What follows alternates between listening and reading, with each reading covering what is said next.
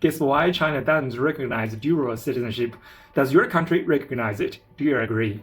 Interestingly, about 75% of countries in the world do recognize dual citizenship, including some that used to put a lot of emphasis on bloodline, like Russia, which recently cancelled its rule requiring people to give up their original citizenship when becoming Russian. Let's start with the story. On October 1st, 1951, the second anniversary of the founding of the People's Republic of China, an Indonesian Chinese man named Lin Chunxian raised the Chinese flag at his home in Jakarta. The Indonesian government suspected he might be a Chinese spy and arrested him. After being released, he was deeply disappointed and decided not to apply for Indonesian citizenship anymore. He wanted to return to China. Sadly, he died the next year before he could make it back. His last wish was that overseas Chinese people could have a clear national identity. 3 years later, in 1955, the Bandung Conference was held. At that time, there were over 10 million overseas Chinese around the world, and most of them had dual citizenship.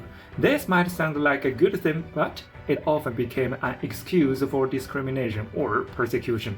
Because during the Cold War, governments were very sensitive, many overseas Chinese, even second or third generation, were seen as potential foreign agents simply because they still held Chinese citizenship. To protect overseas Chinese, China and Indonesia signed an agreement at the Bandung Conference. Chinese people had to choose one nationality. If they chose Chinese citizenship, they could return to China, where the government built special overseas Chinese farms to resettle them. If they choose another country's citizenship, then they were considered foreigners. Before 1955, China actually recognized dual citizenship and even accepted many refugees because of World War II, including stateless and Jewish refugees who were sheltered in places like Shanghai and Hong Kong. However, some of those Jews later caused serious problems, such as charging high interest loans and taking advantage of locals. Yeah, that always happens, right? But why has China stayed so firm on this policy?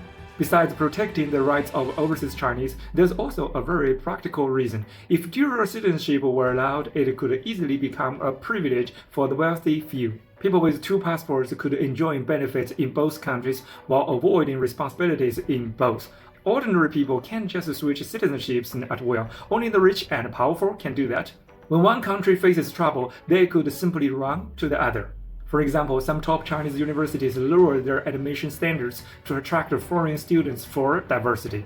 If dual citizenship were allowed, wealthy families could simply buy a foreign passport for their children, then use it to enter those universities more easily, taking away spots meant for local students. They could use their Chinese citizenship to make money abroad and their foreign citizenship to enjoy benefits inside China, letting taxpayers from both sides support them. It's similar to how some people with both US and Israeli citizenship benefit from American taxpayers while also using their political influence to direct US money toward supporting Israel's wars for genocide in Gaza.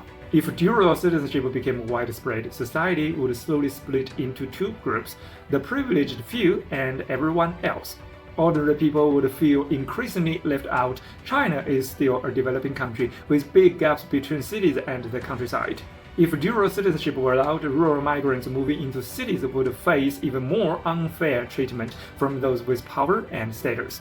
That's why in China's case, dual citizenship would mostly serve as a tool for the privileged to exploit ordinary people. And here's the question. The people who support dual citizenship are almost always the wealthy and powerful, so are you one of them?